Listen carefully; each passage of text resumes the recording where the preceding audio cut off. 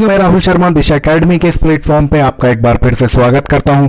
जैसा कि आप लोगों को मालूम है कि हम एमपीपीएससी 2020 प्री की तैयारी कर रहे हैं और मेरे चैनल के साथ साथ मैं करवा भी रहा हूं वो सारी चीज़ें। आपको जो भी टॉपिक आए हैं अभी हमारे सिलेबस में, तो वो सारे सिलेबस के टॉपिक्स मैं पहले तैयार करा रहा हूँ, आप मेरे चैनल पर देख सकते हैं।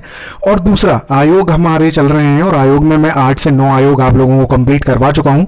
वो सारे आयोग की लिस्ट भी जो है वो मैंने डिस्क्रिप्शन बॉक्स में दे रखी है। और आज जो हम बात करने वाले हैं, देखिए राष्ट्रीय अनुसूचित जाति आयोग और जनजाति आयोग ये अलग अलग हैं।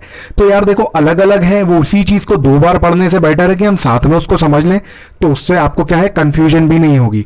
अलग अलग पढ़ने में फिर आप कंफ्यूज हो गए, अपना टाइम ज्यादा वेस्ट करोगे। उससे बेटर है कि एक ही वीडियो में सारी चीजें आप समझ लीजिए, ठीक है। यहां पर जो आपको दिख रहा है कि एमपीपीएससी 2020 की तैयारी कराई जाती है, तो मैंने अभी मेरा जो इसमें डिस्क्रिप्शन में टेलीग्राम लिंक की डिस्क्रिप्शन है, तो आप वहां पर जाके टेलीग्राम लिंक को ज्वाइन करें, ग्रुप को ज्वाइन करें। वहां पर मैं 2020 की तैयारी करवा रहा हूं फ्री में। अभी हमारा 1 वीक का टारगेट पूरा हुआ है, जिसमें 1 वीक के टारगेट में मैंने 8 सब्जेक्ट दिए हुए थे और डेली उन सब्जेक्ट का टेस्ट भी हो रहा है। डेली 4 टेस्ट होते हैं, 2-2 सब्जेक्ट एक टेस्ट में कंबाइन करके हम लोग टेस्ट वहां पर करा रहे हैं। तो बहुत ही उपयोगी है दोस्तों, आप लोग उसे ज्वाइन कर सकते हैं। यहां पर बात कर रहे हैं एमपीपीएससी 2020 के फ्री नोट्स की, जो मैं आप लोगों को प्रोवाइड कर रहा हूं। वो कैसे करूंगा, तो उसके लिए आपको वीडियो के डिस्क्रिप्शन मतलब अंत तक आपको वीडियो के साथ बना रहना पड़ेगा, आपको मालूम चल जाएगा। चलिए, तो बिना किसी देरी के वीडियो को स्टार्ट करते हैं। बात करते हैं राष्ट्रीय अनुसूचित जाति एवं जनजाति आयोग की। देखिए, सबसे पहले परिभाषा की बात हम करेंगे कि किसी भी आयोग की बनने की जरूरत क्यों पड़ती है। किसी भी व्यक्ति जो अनुसूचित जाति, अनुसूचित जनजाति या पिछड़ा वर्ग से आता है, उसके वर्ग को आधार बनाकर उसके मानव अधिकारों के हनन से उनकी रक्षा हेतु भारतीय संविधान में भाग 16 के अनुच्छेद 330 से 342 तक अनुसूचित जाति, अनुसूचित जनजाति और पिछड़ा वर्ग आयोग का गठन के प्रावधान की बात इसमें की गई है। 330 से 342, हमारा काम 348 से 342 है अभी, ठीक है। तो देखिए, अनुच्छेद 338, अब हम यहां से बात करें अगर, तो अनुच्छेद 338 अनुसूचित जाति एवं जनजाति के लिए एक विशेष अधिकारी नियुक्त करने का प्रावधान किया। मतलब शुरू में क्या था कि आयोग नहीं था, शुरू में इन्होंने एक अधिकारी अपॉइंट किया हुआ था जिसको अनुसूचित जाति एवं जनजाति का आयुक्त कहा जाता था। और ये अपनी रिपोर्ट जो है, जैसे आयोग राष्ट्रपति को सौंपते हैं, ये भी अपनी रिपोर्ट किसे सौंपता था, राष्ट्रपति को ही अपनी रिपोर्ट सौंपता था। अब क्या हुआ, 1978 में सरकार द्वारा एक बहुसदनीय गैर संवैधिक, देखिए सांविधिक है ना, संवैधानिक नहीं है, सांविधिक आयोग की स्थापना की गई, जिसे अनुसूचित जाति एवं जनजाति आयोग कहा गया। 1978 में आयोग बना दिया गया। पहले आयोग नहीं था, पहले आयुक्त था इसके लिए, अभी आयोग बना दिया गया है, ठीक है। लेकिन ये गैर सांविधिक आयोग है, इस बात को ध्यान रखिएगा। सांविधिक का मतलब जिसका जो उल्लेख है वो संविधान में नहीं है, संसद द्वारा ये काम किया जाता है, वो सांविधिक के अंदर में आ जाता है। 1987 में एक संशोधन होता है जिसके तहत इसका नाम बदलकर राष्ट्रीय अनुसूचित जाति एवं जनजाति आयोग रख दिया जाता है। 1987 में राष्ट्रीय जुड़ जाता है बस इसके आगे, ठीक है। 1990 में क्या होता है, 65वां संविधान संशोधन आता है। अब संशोधन में अनुच्छेद 338 के अंतर्गत संशोधन किया गया। क्या संशोधन किया गया कि भाई, जिसमें ये 7 सदनीय मतलब 7 सदस्यीय आयोग है, रहता था, आयोग को संवैधानिक मान्यता दे दी गई। ये जो आयोग था, ये आयोग यहां पर जो आयोग बना, तो ये 7 सदस्यीय था। तो ये पहले सांविधिक निकाय था, इसके बाद इसको क्या कर दिया गया, इसको संवैधानिक मान्यता दे दी गई। कब दे दी गई, 1990 में 65वें संविधान संशोधन के तहत, है ना। अनुच्छेद 338 के अंतर्गत इसको क्या किया गया, संवैधानिक मान्यता दे दी गई। राष्ट्रीय अनुसूचित जाति एवं जनजाति आयोग जो था, इनके प्रथम अध्यक्ष कौन थे, एच रामनाथन जी इसके प्रथम अध्यक्ष थे। एवं संयुक्त राष्ट्रीय अनुसूचित जाति एवं जनजाति आयोग के अंतिम अध्यक्ष विजय सोनकर जी थे। चलिए, ये बात आपको ध्यान रखनी है। बढ़ते हैं आगे। देखिए, वर्ष 2003 में 89 मतलब जो है 79वां संविधान संशोधन होता है, जिसमें राष्ट्रपति जो है मतलब राष्ट्रीय अनुसूचित जाति एवं जनजाति आयोग जो है, इसका विभाजन कर दिया जाता है। कब होता है विभाजन इसका, 2003 में, है ना। 2003 में इसका विभाजन होता है। अनुसूचित जाति अलग हो जाती है, जाति आयोग अलग हो जाता है और अनुसूचित जनजाति आयोग अलग हो जाता है 2003 में। इसको याद रखना, बात यहां पर होती है। लेकिन 19 फरवरी 2004 को ये दो निकाय अस्तित्व में आते हैं। 2003 में बात होती है और 19 फरवरी 2004 को ये निकाय अस्तित्व में आ जाते हैं। अनुच्छेद 338 में राष्ट्रीय अनुसूचित जाति आयोग के बारे में वर्णन है और अनुसूचित 338 जो है, अनुच्छेद 338 का, ये देखिए यहां अनुच्छेद 338 का जो का है, का के अंदर अनुसूचित जनजाति आयोग की बात की गई है। अब हम बात करेंगे इसकी संरचना की। अच्छा, जब ये अलग अलग कर दिया गया, पहले इसमें कितने सदस्य थे? पहले थे 5 सदस्य, 7 सदस्य। उसके बाद जब इनको पृथक कर दिया गया तो उसके बाद इसमें बन गए थे आपके 5 सदस्य। ये 5 सदस्यीय आयोग होगा जिसमें एक अध्यक्ष, एक उपाध्यक्ष और 3 अन्य अध्यक्ष सदस्य होंगे।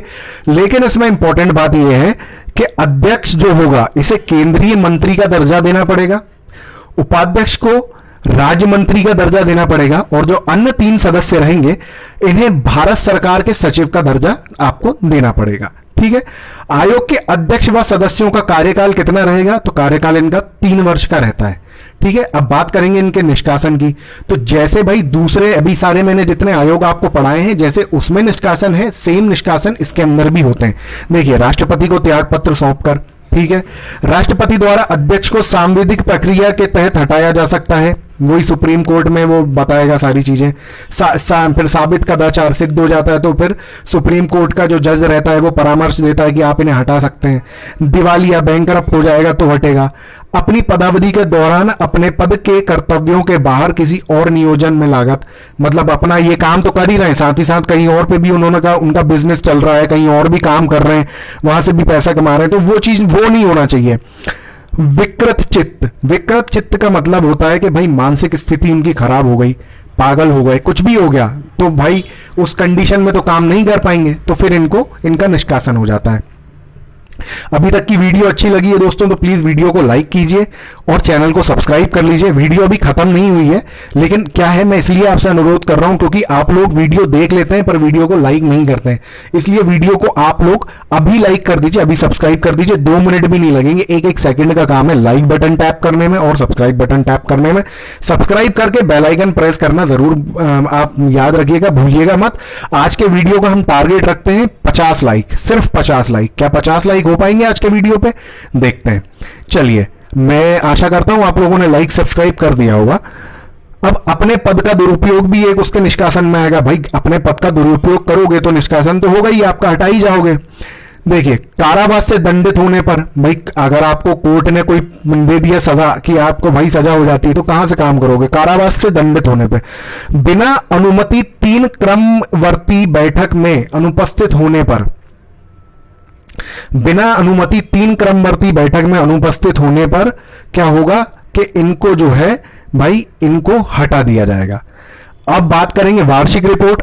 तो वार्षिक रिपोर्ट जो है, आयोग अपनी वार्षिक रिपोर्ट भाई राष्ट्रपति को ही देते हैं, राष्ट्रपति को सौंपेगा और राष्ट्रपति जो है जैसा हर आयोग में होता है भाई, ये संसद के दोनों सदनों के पास वो रिपोर्ट को रख देगा।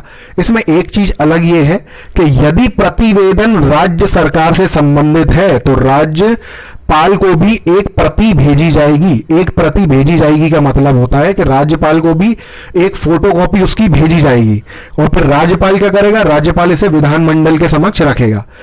अनुच्छेद 366 में का जो 24वां पार्ट है, अनुसूचित जाति की परिभाषा दी गई है। 366 में 24वें में जो 24 है सेक्शन, उसका अंडर सेक्शन 24 ऐसा बोल सकते हैं, अनुसूचित जाति की परिभाषा दी गई है। इसमें वह व्यक्ति शामिल होंगे जिन्हें अनुच्छेद 341 के तहत अनुसूचित जाति माना गया है।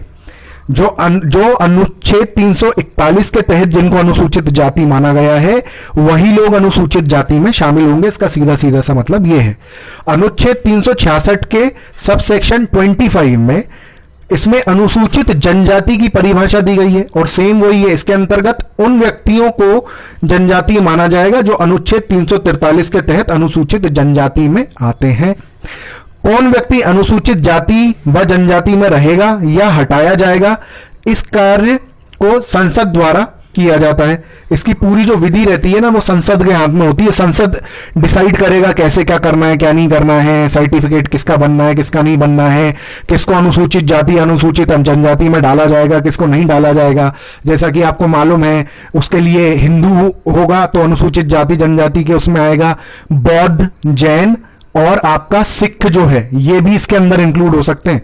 मुस्लिम्स इंक्लूड नहीं होंगे इसके अंदर, और जो दूसरी जाति है इनके अलावा वो भी इंक्लूड नहीं होंगी। राष्ट्रपति भी किसी को अनुसूचित जाति व जनजाति का दर्जा दे सकता है। अगर वो देखता है कि हाँ ये अनुसूचित जाति है, जनजाति है और वो अभी तक इसमें शामिल नहीं था, तो राष्ट्रपति उसे ये दर्जा दे सकता है, परंतु सूची के बाहर नहीं कर सकता। राष्ट्रपति के पास ये पावर नहीं है कि अगर कोई अनुसूचित या जनजाति या जाति का कोई व्यक्ति है तो उसको राष्ट्रपति वहां से बाहर कर दे। ये पावर राष्ट्रपति के पास नहीं होती। ठीक है दोस्तों, चलिए आगे बात करते हैं। कार्य एवं शक्तियां क्या है इनकी? तो अनुसूचित जाति अनुसूचित जनजाति के हित में केंद्र एवं राज्य द्वारा उठाए गए कदमों की समीक्षा करना, कि इनके हित में क्या क्या काम किए जा रहे हैं, उनकी सबकी समीक्षा ये आयोग करेंगे। देखिए ये आयोग आप अलग अलग करते पढ़ते ना, तो इसमें ये आ जाता अनुसूचित जाति के हित में केंद्र और राज्य द्वारा उठाए गए कदमों की समीक्षा करना, और अनुसूचित जनजाति में ये पॉइंट लिखा रहता। जब भाई ये पॉइंट एक ही है तो हम इसे अलग अलग क्यों पढ़ें? क्योंकि पहले तो ये आयोग एक ही था, तो मेरे हिसाब से इसको एक ही को ही पढ़ लेना चाहिए था। पिछड़ा वर्ग आयोग भी इसी के अंदर ही था। पहले अनुसूचित जाति आयोग जो था ये जनजाति को भी देखता था और पिछड़ा वर्ग आयोग को भी देखता था। लेकिन कहीं ना कहीं ऐसा हुआ होगा कि भाई शिकायतें मिली होंगी लोगों को कि यार ये काम अच्छे से नहीं कर रहे हैं और हमारे हितों के लिए काम नहीं हो रहा है, सिर्फ अनुसूचित जाति के बारे में सोचा जा रहा है, जनजाति के बारे में नहीं सोचा जा रहा है, या फिर पिछड़ा वर्ग वाले बोल रहे होंगे कि पिछड़े वर्ग के बारे में नहीं सोचा जा रहा है। तो कहीं ना कहीं इन चीजों को देखते हुए इन आयोगों को अलग अलग किया गया होगा। अब देखिए आगे, राष्ट्रपति के आदेश अनुसार अनुसूचित जाति अनुसूचित जनजाति के हितों में कार्य करना। बिल्कुल भाई इस आयोग का काम यही है, राष्ट्रपति का ऑर्डर तो मानेगा ही। अनुसूचित जाति अनुसूचित जनजाति के लिए बनाए गए नियमों का उल्लंघन करने वाले मामलों की जांच पड़ताल करना। अगर कोई व्यक्ति उल्लंघन करता है और आयोग को लगता है कि जांच पड़ताल ठीक से नहीं हुई है, तो आयोग उसमें डायरेक्ट हस्तक्षेप भी कर सकता है। ठीक है, आगे बात करते हैं। अनुसूचित जाति अनुसूचित जनजाति के सामाजिक और आर्थिक विकास से संबंधित योजनाओं की सहभागिता निभाना, मतलब वो योजनाओं में सहभागिता निभाना कि भाई योजनाओं में उनने देखा कि कोई चीज ठीक से है या नहीं है, अच्छा ये काम ये एडिशनल पॉइंट जोड़ा जा सकता है, अच्छा ये यार ये ठीक नहीं लग रहा, इसको हटा सकते हैं। कट शॉर्ट वो जो है ना, कट शॉर्ट बोलते हैं हम, तो वो चीजें आयोग के हाथ में रहती हैं। राज्य एवं केंद्र शासित प्रदेशों को इन वर्गों के उत्थान के लिए उचित परामर्श देना। राज्य को भी देगा, केंद्र को भी देगा, केंद्र शासित प्रदेशों को भी देगा। आयोग को दीवानी न्यायालय मतलब सिविल न्यायालय की शक्तियां भी प्राप्त होती हैं, परंतु आपराधिक मामलों में की शक्तियां नहीं होती हैं। सिविल न्यायालय दीवानी राइट्स मतलब ये हो जाता है सीधे सीधे फाइनेंस से रिलेटेड, तो उसका भी अधिकार आयोग के पास होता है। आपने देखा ना, आपने जब अनुसूचित जाति या जनजाति अधिनियम जब हम पढ़ते थे तो आयोग उस पे आपको मालूम था ना, कोर्ट के थ्रू क्या होता था, उसको उनको दंडित कर दिया जाता था, उनको पेनल्टी लगा दी जाती थी ना, अत्यधिक 500 रुपए का जुर्माना और 6 महीने या ज्यादा से ज्यादा मतलब 1 साल की सजा, ये सब हम पढ़ चुके हैं। तो उससे रिलेटेड मतलब यही बात आती है। लेकिन आपराधिक मामलों की शक्तियां इनके पास नहीं है, आपराधिक मामलों में ये कुछ नहीं कर सकते। आयोग भारत के किसी भी भाग से किसी भी व्यक्ति को समन जारी कर सकता है। समन जारी कर सकता है मतलब नोटिस जारी कर सकता है।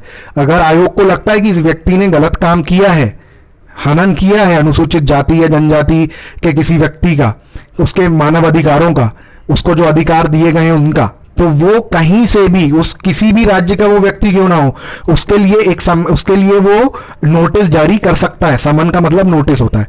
किसी व्यक्ति के दस्तावेज को पेश करने की अपेक्षा करना मतलब वो उससे डॉक्यूमेंट भी मांग सकता है कि अपने डॉक्यूमेंट्स आप लेकर आइए।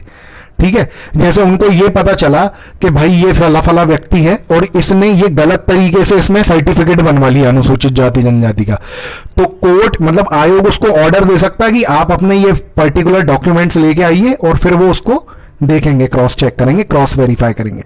चलिए आगे बात करते हैं कुछ जानने योग्य महत्वपूर्ण बातें। अब क्या महत्वपूर्ण बातें? राष्ट्रीय अनुसूचित जाति आयोग के प्रथम अध्यक्ष जो थे उनका नाम था सूरज भान। तो ये इंपॉर्टेंट पॉइंट है, ये चारों पांचों जो है ना इनको लिख लीजिएगा, नोट कर लीजिए अपने पास। राष्ट्रीय अनुसूचित जनजाति के प्रथम अध्यक्ष कौन थे? तो भाई कुंवर सिंह जी थे। वर्तमान अध्यक्ष अनुसूचित जाति आयोग के जो है वो है प्रोफेसर रामचंद्र कठेरिया जी। वर्तमान अध्यक्ष अनुसूचित जनजाति के आयोग के कौन है? नंद कुमार साय। राष्ट्रीय अनुसूचित जाति एवं जनजाति का मुख्यालय, मतलब आपको मैं पहले ही बता चुका हूं कि ये जितने भी आयोग हैं सारे आयोगों का मुख्यालय कहां पर होगा? भाई इनका मुख्यालय होगा दिल्ली में, नई दिल्ली में। ठीक है, तो दोस्तों इसी के साथ हमारा वीडियो समाप्त होता है। आशा करता हूं आप लोगों को वीडियो बहुत अच्छा लगा होगा। वीडियो को लाइक करना बिल्कुल मत भूलिएगा, अपने दोस्तों के साथ इसको शेयर कीजिए, शेयर करिए और चैनल को सब्सक्राइब करके प्लीज बेल आइकन प्रेस करना बिल्कुल भी मत भूलिएगा। अगर आप चाहते हैं कि ऐसी वैल्यूएबल इंफॉर्मेशन आपको सारी चीजों की मिलती रहे तो दिशा एकेडमी का प्लेटफॉर्म हमारा इंस्टाग्राम पर भी है। इंस्टाग्राम पे भी डेली हम अपडेट करते रहते हैं, तो इंस्टाग्राम पे हमें फॉलो कीजिए। फेसबुक पे भी डेली अपडेट होती है, फेसबुक पे हमें फॉलो कीजिए। ट्विटर पे भी हमारा हैंडल है, साथ ही साथ हमारा टेलीग्राम पे ग्रुप है जिसमें मैं आपको बता चुका हूं कि वीकली स्टडीज वहां पर चल रही हैं जो कि पूरी की पूरी तरीके से फोकस्ड है मध्य प्रदेश के प्रारंभिक परीक्षा 2020 के ऊपर। आंसर राइटिंग भी हम करवाते हैं, बहुत सारी चीजें हैं। टेलीग्राम पे आइए, आपको मालूम चलेगा। और अब जो बात यहां पर मैं कर रहा था कि मध्य प्रदेश प्रारंभिक परीक्षा 2020 के फ्री नोट्स जिनको चाहिए उन लोगों के लिए, तो दोस्तों आपको करना यह है, पहले वीडियो को आपको लाइक करना है, लाइक करने के बाद चैनल को सब्सक्राइब करना है, चैनल सब्सक्राइब करने के बाद प्रेस करना है bell icon. Bell icon press करने के बाद आपको कमेंट बॉक्स में लिखना है एमपीपीएससी 2020। जैसे ही आप एमपीपीएससी 2020 वहां पर लिखेंगे मैं आपको एक नंबर मैसेज करूंगा, उस नंबर पे आपको ये तीनों स्क्रीनशॉट व्हाट्सएप भेजने हैं। जैसे ही आप भेज देते हैं तो मैं आपको अपने उस ग्रुप में ऐड कर लूंगा। ठीक है दोस्तों, तो इसी के साथ मैं राहुल शर्मा आप लोगों से विदा लेता हूं। जय हिंद, जय भारत। और टारगेट भूलना मत, 50 लाइक का टारगेट है।